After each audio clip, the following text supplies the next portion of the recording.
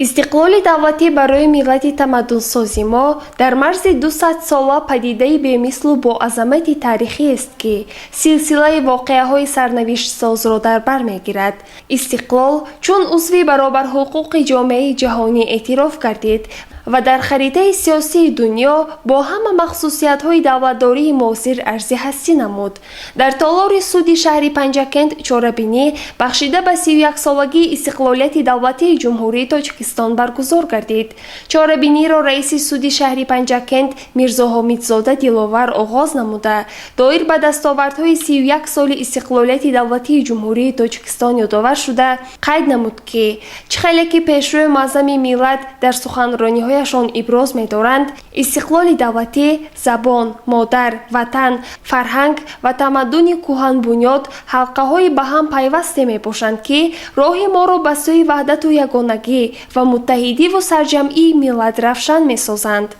با شرافت نعمت خداداد یعنی استقلال دولتی ما امکان پیدا کردیم که بعد 1000 سال اصالت و هویت ملی، تاریخ و زبان و فرهنگ ملی، سنت و ارزش‌های نیک ملی، خلاصه هستی ملی خود را به خاطر اجرای رسالت بسیار پرمسئولیت ولی پر افتخار تاریخی، اعمار دولت دموکراتی، حقوق بنیاد و دنیوی یعنی جامعه نوین دولت صاحب اختیار و آزاد و زندگی با سعادت نسل‌های امروز و فردا احیا نماییم.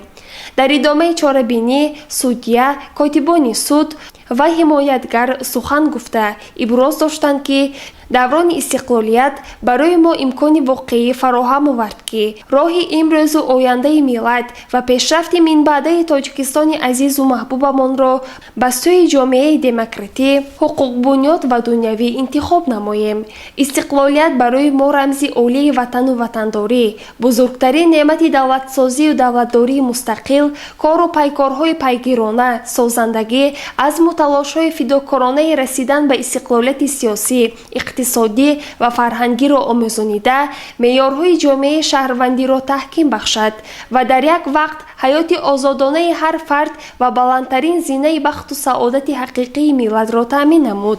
چاره‌بینی را رئیس سود شهر پنجکند جنبش نموده اظهار باوری نمود که کارمندان سود شهر پنجکند منبع نیز فعالیت خود را در اساس دستور و هدایت‌های پیشوا معظم ملت به راه می‌مانند. گزارش صبرین اکرم و وشا حسین صالحov.